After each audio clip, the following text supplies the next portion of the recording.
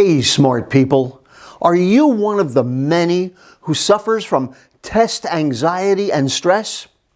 Even if you really know the material, it can have a devastating effect on your grades.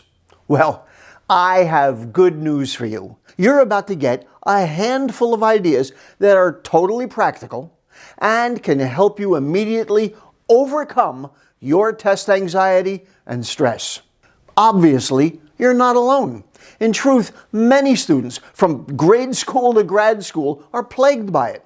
Even adult learners who have to pass various professional certification exams may not have outgrown their test anxiety. In this video, you're not going to get just a bunch of feel-good, think positive stuff either. Rather, I'll give you sensible, functional actions you can take right now to get the results you want.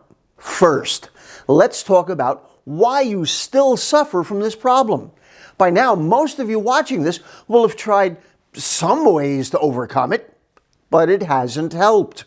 Maybe you've read online articles about how to cure your exam anxiety, or perhaps you've watched other YouTube videos but still haven't gotten the help you needed. That's because most of the information out there only addresses one side of a two-sided problem. In reality, there are two things at play here. Of course, there's the mental aspect of it, where you've got all the wrong thoughts filling your head with these terrible pictures of failure. But secondly, there's a physical aspect to it. Remember, your body is an electrochemical machine. Your emotions and feelings come from your body's chemistry just as often as they come from your thoughts. Change your physiology, and you can change your psychology. You've heard of psychosomatic illnesses. That's where your thoughts can make your body develop physical symptoms of health problems. But there's also something called somatopsychic. That's where your body affects your mental state.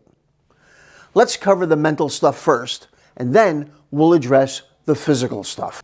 Of course, if you like what we're doing here on my channel, be sure to subscribe and ding that little bell icon to be notified each time I publish a new video. It also helps spread the word when you smash that like button. It tells YouTube that this may be worth having more people watch. Also, post a comment or a question.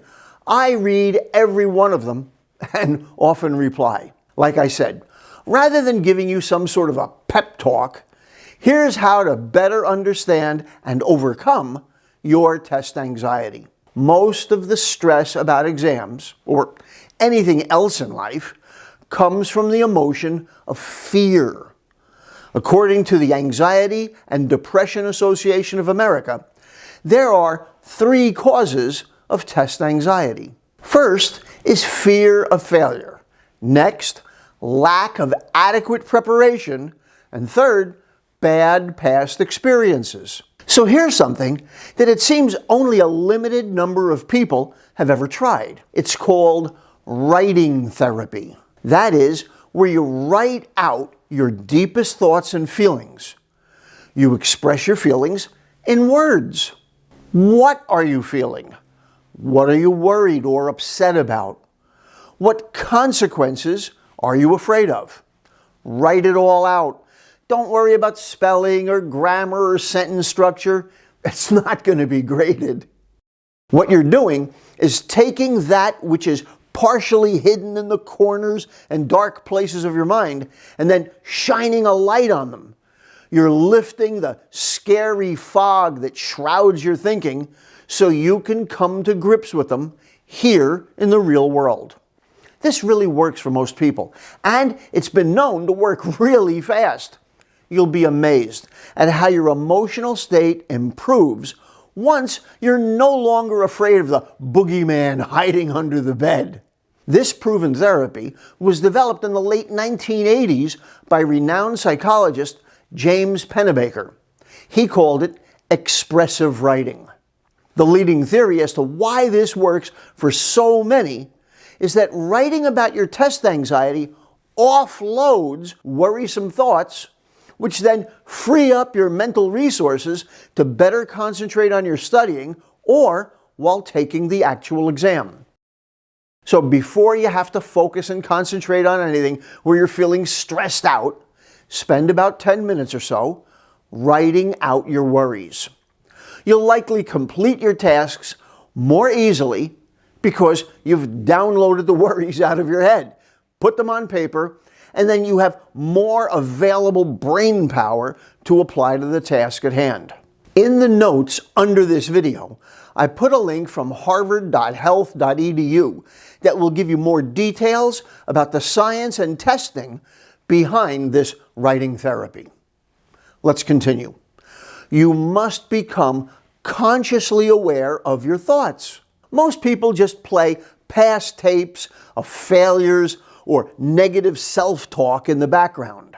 When you catch yourself sabotaging yourself like that, you must make a deliberate effort to change your thoughts. Your brain can't process more than one thought at a time.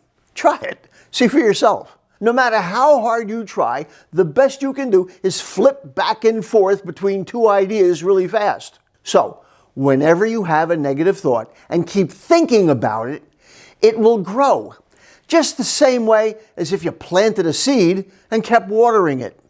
The way to eliminate that negative thought is to simply replace it with another, more positive one. Yes, you do it deliberately. You may discover that you like having that negative thought inside your head. It's like if you have a sensitive tooth and you keep poking it with your tongue. But if you don't really want the pain, then stop poking the same sore spot, both in your mouth and especially in your brain. Replace that negative thought with a positive one. For example, instead of, "I can't do this," consider, "I can do this with a little more effort." Instead of, "I'm not good enough," say, "I know I can do better." Instead of, "I'm going to fail," say, "I'll prepare myself properly." Take a moment to write out what you have to gain by doing well on that upcoming test. Again, you don't have to worry about spelling or any of that other stuff. You want to confront your thoughts and clarify them so that when it's time to push a negative thought out of your head, you've already got a bunch of positive ones ready and standing by to replace them. Now, let's talk about things you can do physically to change your stressful and negative emotions into positive, productive ones. You may not have ever thought about it this way before, but emotions are chemical reactions. Emotions are temporary things. They can change quickly and often. Emotions come from chemical reactions happening within your body that stimulate your nervous system. Neurons transmit messages from your mind to your body through your synapses, hence the term neurotransmitters. You may already be familiar with the names of some of these neurotransmitters and hormones, such as dopamine, serotonin, and adrenaline. You can feel the effects of these chemical emotional messages in lots of ways, like when your heart is pounding, or you're sweating, or when you blush, which is blood rushing to your face. Here's a short list of ways to support your body chemistry to produce better emotions. Avoid junk food. Foods that contain a lot of refined sugar, a high fat content, and things that fill you up may taste good, but has little nutritional value and wrecks your body chemistry. If you're one of those who consumes a lot of those energy drinks, you may be hurting yourself more than you realize. Try weaning yourself off them in the weeks and days leading up to your big exams. Get enough sleep. Ideally speaking, get 7 to 9 hours of good, uninterrupted sleep as often as you can. Lack of sleep can negatively impact your physical and mental health. In a study on sleep deprivation published in the National Library of Medicine, researchers said a chronic lack of sleep impairs your attention span, it damages both your long-term and short-term memory, and also weakens your decision-making skills. Lack of enough sleep is also linked to higher anxiety levels overall. When you sleep the recommended number of hours, you'll improve your concentration and memory, which obviously is important for test taking. When you get plenty of sleep, you can avoid feeling sluggish and fatigued. You'll be able to handle exams and other life challenges with more confidence and a clear head. Caution: do not take drugs to help you sleep unless specifically prescribed by your doctor for your current situation. Taking them when they're not medically needed may leave you worse off mentally. Get moderate exercise. Easily one of the fastest and easiest ways to relieve stress is to get a bit of exercise. You'll be amazed at just how quickly it works. Take a walk. Ride your bike. Do a few minutes of calisthenics. Go for a quick swim if you can. Whatever is convenient and comfortable for you, do it. You'll feel better. Use relaxation techniques. You don't need to do anything fancy here. Simply do some slow, deep breathing. Will really help you get your heart rate down. It will help you gain control over your thoughts. Instead of thinking about your test, focus on your breathing for a few minutes. You'll begin to feel relaxed pretty darn quickly. It works. It works right. It works right now. Proper prior planning. Years ago, I learned something called the rule of 7 Ps, but for the sake of decorum, and since all my content is rated G, I'll give it to you as the rule of 6 Ps. Some of you may know what word I'm leaving out. Proper prior planning prevents poor performance. The best way to eliminate your anxiety and stress is to deal with it before it becomes a problem. As they used to say in the old cowboy movies I loved to watch on TV as a kid, we'll head 'em off at the pass. We'll head 'em off at the pass! Head them off at the pass? I hate that cliche. While you can use every one of the ideas we just covered in the days and weeks leading up to your big exam, remember, a couple of them you can also do right before and even during the test. Certainly, you can replace negative self-sabotaging thoughts with positive, optimistic ones. You can do a bit of deep breathing. 15 or 20 minutes before the exam, you can take a walk or do a few jumping jacks or push-ups or something. The most important thing here is you must use the ideas we've covered in order to get the promised results. You're not stuck with having brain-crippling test anxiety. Of course, you'll still feel some nervousness.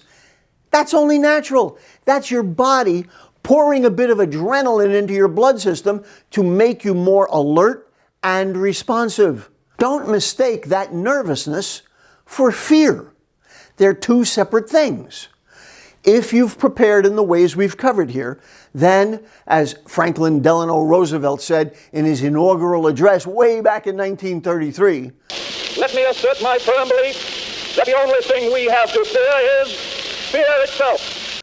Those thoughts and emotions where, in reality, it is you attacking yourself. Keep in mind that you can use these techniques to help you overcome all sorts of other issues that you might have to deal with in your life.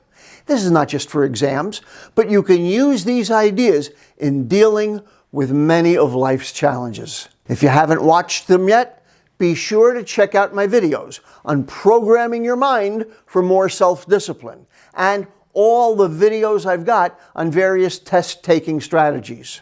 If you're interested in reviewing the scientific studies I referred to here, you'll see links to them in the description below this video, along with other resources I recommend. Please subscribe, like, comment, and share if you're getting value here.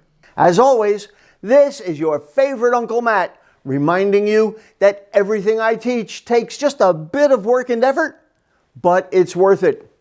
Always remember that the fastest way to get to the top is to get off your bottom.